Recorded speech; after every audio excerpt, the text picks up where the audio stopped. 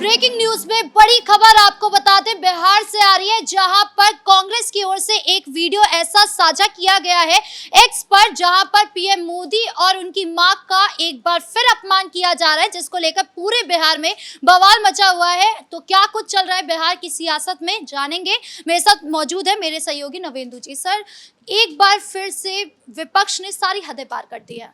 निश्चित तौर पर ये एआई जनरेटेड वीडियो कांग्रेस ने ट्वीट किया, जिसके बाद आरजेडी के लोगों ने भी इसको शेयर किया। इस वीडियो में सीधे तौर पर पीएम मोदी और उनकी माता जी का अपमान किया गया। पहले तो उनको सरेआम गालियां दी गई वोटर अधिकार यात्रा के दौरान। उसके बाद ये एआई जनरेटेड वीडियो बनाया गया, जिसमें पीएम मोदी की मां नरेंद्र मोदी के सपने में आती हैं और कहती हैं कि तुम कितना मेरा अपमान करोगे, तुमने तो पहले मुझे नोटबंदी के समय लाइन में खड़े कर दिया, उसके बाद मेरे नाम पर बिहार में वोट मांग रहे हो। मतलब कुछ ऐसे शब्दों का इसमें इस्तेमाल कराया गया है जिसे सुनकर आपको लगेगा कि महागठबंधन के नेताओं की सोच कितनी नीचे तक गिर गई है। बेशर्मी की सारी हदों को इन लोगों ने पार कर दिया है।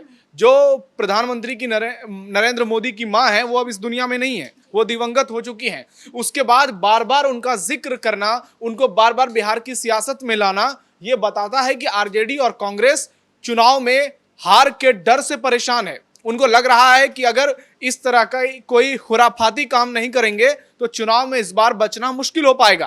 क्योंकि वोट अधिकार यात्रा के दौरान जिस तरह से पीएम मोदी की मां को गाली दी गई और उसके बाद ये बिहार में एक बड़ा मुद्दा बन गया, हर घर, हर गांव, हर शहर तक ये मुद्दा पहुंच गया है। और इसके खिलाफ कैसे पूरे बिहार में प्रदर्शन हुआ, बिहार बंद किया गया, ये देश की जनता ने देखा। और आरजेडी, कांग्रेस और महागठबंधन के दलों के खिलाफ कैसे लोगों में आक्रोश देखा गया, वो भी लोगों ने देखा।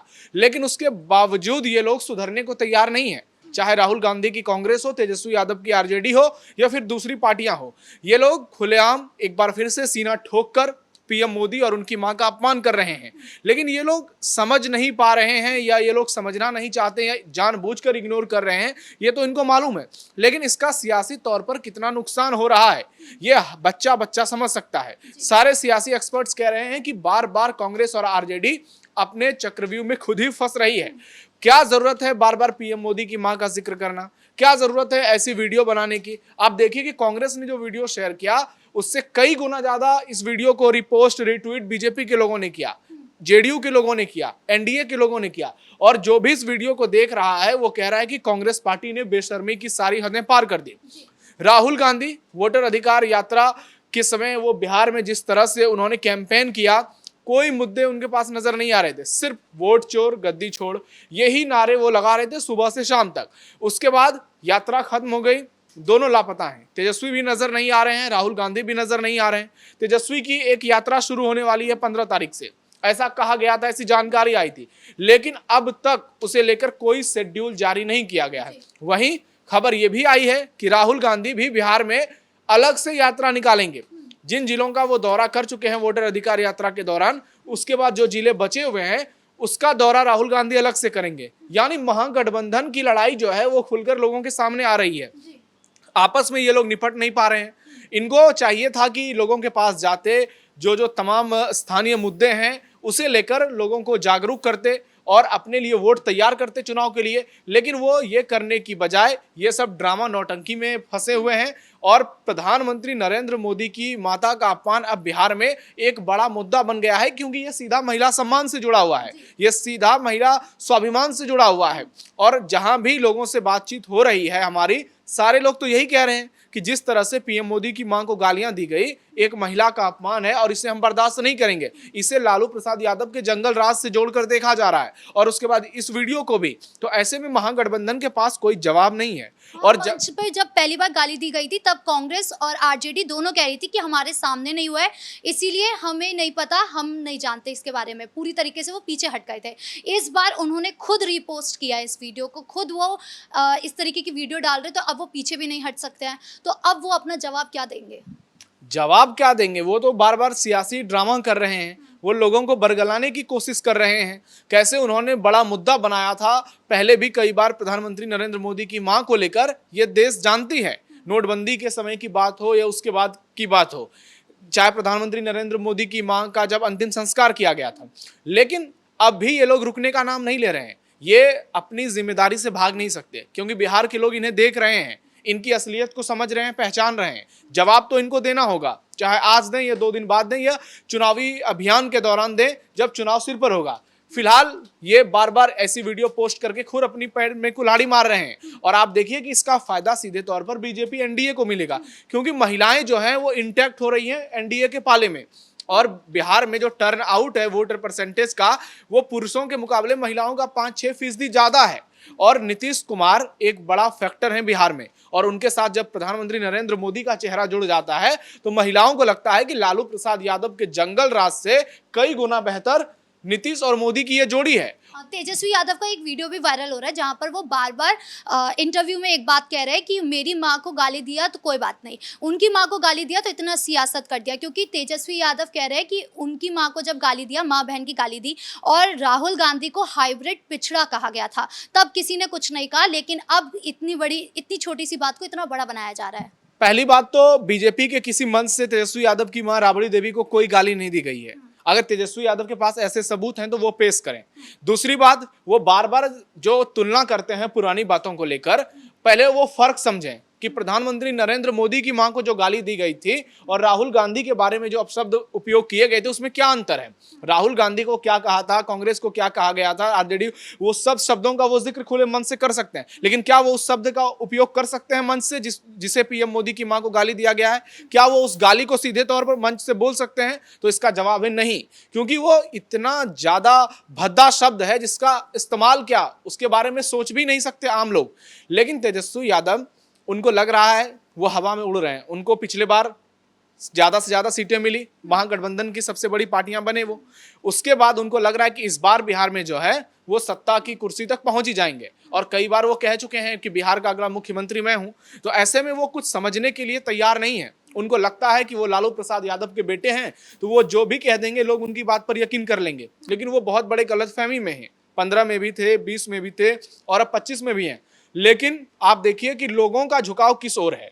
आम जनता ग्राउंड पर जो मौजूद है वो क्या सोच रही है और उसके दिल में कौन है। तो तेजस्वी यादव उनके दिल में नहीं है। एक खास समुदाय, एक खास धर्म के लिए आप कोर वोटर बन सकते हैं, उनकी पहली पसंद बन सकते हैं, लेकिन जब चुनाव में वोटिंग होगी तो आप सिर्फ 1-2 वोट जातियों के बदौलत, एक धर्मों की वजह से आप सत्ता में नहीं आ पाएंगे। लेकिन तेजस्वी यादव की सबसे बड़ी दिक्कत ही यही है कि वो दूसरी जातियों को साधने की कोशिश ही नहीं करते। वो बार बार कुछ ऐसा कर देते हैं जैसे उनकी जाति पर सवाल उठने लगती है। आप देखिए किस तरह से बिहार में वीडियो जारी किए गए हैं पिछले कुछ दिनों में एक खास जाति के द्वारा, जिसमें तेजस्वी यादव को रंगदार बताया जा रहा है और उसमें यह तक बताया जाता है कि जब तेजस्वी की सरकार बनेगी तो बिहार में क्या हाल होगा। कट्टे लहराए जाते हैं खुलेआम। तो लोगों को लगता है कि भाई इससे बेहतर तो नीतीश कुमार का सुशासन है। अगर ऐसे लोग सत्ता में आएंगे तो फिर से बिहार में अपहरण का दौर शुरू हो जाएगा, फिर से सरेआम लूट, हत्या, अराजकता फैलने लगेगी और इसलिए लोग डरते हैं। अब देखिए बिहार में एक और नेता की एंट्री हो चुकी है, एक और पार्टी की एंट्री हो चुकी है, वो बीएसपी, जो किंग मेकर की भूमिका में होगी। मायावती बिहार की राजनीति में एक ऐसी फैक्टर है जिसे आप इग्नोर नहीं कर सकते, क्योंकि 18% दलित वोट बैंक है बिहार में और उसमें से 5% रविदास वोटर हैं जिन्हें यूपी में जाटव कहा जाता है।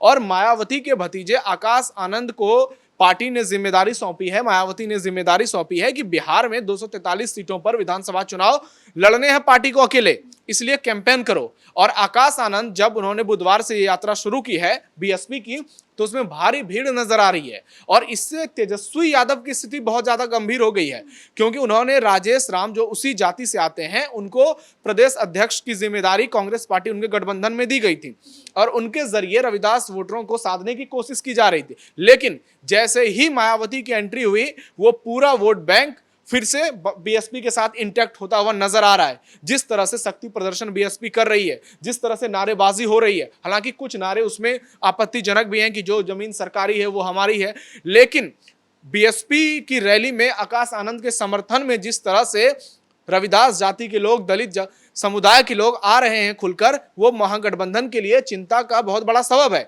क्योंकि पिछली बार तो चिराग एनडीए से दूर हो गए थे 5% वोट के साथ, लेकिन इस बार वो एनडीए के साथ हैं। ऐसे में जो रविदास वोटर हैं, अब वो 1995 में पहली बार बीएसपी चुनाव लड़ी थी बिहार में, लेकिन अब बीएसपी का वोट बैंक 5% से 2% तक घट के रह गया है। 2024 लोकसभा चुनाव में भी 2% रहा है, लेकिन 2% वोट बिहार में वो कितने सीटों पर नुकसान पहुंचाएगा। अभी उपचुनाव हुआ था रामगढ़ में, वहां पर बीएसपी के कैंडिडेट दूसरे नंबर पर थे और आरजेडी वाले तीसरे पे चले गए थे।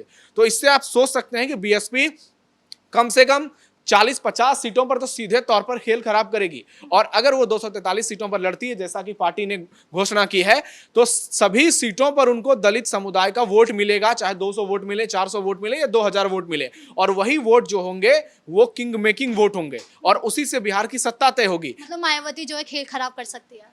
खेल खराब उन्होंने कर दिया है। जब से ऐलान किया है कि 243 सीटों पर वो चुनाव लड़ेंगी, खेल खराब हो चुका है। क्योंकि आप देखिए कि सिर्फ एमवाई समीकरण से आप चुनाव नहीं जीत सकते, उसमें भी यादव जाति में बहुत लोग ऐसे हैं जो बीजेपी को वोट करते हैं, क्योंकि बीजेपी के कई सांसद यादव हैं, कई विधायक यादव हैं और कई इलाके यादव बहुल ऐसे हैं जहां पर बीजेपी को वोट मिलता है, जेडीयू को वोट मिलता है। तो सिर्फ मुसलमान वोटों से और कुछ यादव वोटों से आप सत्ता में नहीं आ सकते, क्योंकि 18% का दलित वोट बैंक है, 32% ईबीसी वोटर हैं जो नीतीश कुमार के साथ हैं और 50 से ज्यादा फीसदी अगर कुल मिलाकर देखा जाए तो ओबीसी और ईबीसी की करीब 60% वोटर हैं बिहार में। तो ऐसे में तेजस्वी यादव कहां नजर आएंगे। और आकाश यादव जिस तरह से आक्रामकता से चुनाव प्रचार कर रहे हैं, निश्चित तौर पर इस बार रविदास समुदाय जो है वो खुलकर बीएसपी के साथ नजर आ रहा है, जो थोड़ा बहुत इधर उधर छिटका था, और यही किंग मेकर बनेगा। और तेजस्वी यादव इस तरह के वीडियो शेयर करते रह जाएंगे और चुनाव के बाद जब वो परिणाम उनके खिलाफ आएंगे तो फिर वो इसी तरह से सिर्फ वीडियो शेयर करते रह जाएंगे और सोशल मीडिया की पॉलिटिक्स में उलझ कर रह जाएंगे। इस मुद्दे पर ज्यादा अपडेट के लिए आपका बहुत बहुत धन्यवाद। यानी कुल मिलाकर जिस तरीके से विपक्ष की ओर से एक बार फिर वीडियो जारी किया गया है, उसको लेकर कई सवाल उठ रहे हैं कि अब उन पर क्या एक्शन होने वाला है, ये देखने वाली बात होगी। ब्रेकिंग न्यूज में इतना ही। कैमरा पर्सन राजकुमार के साथ मैं राधिका राज।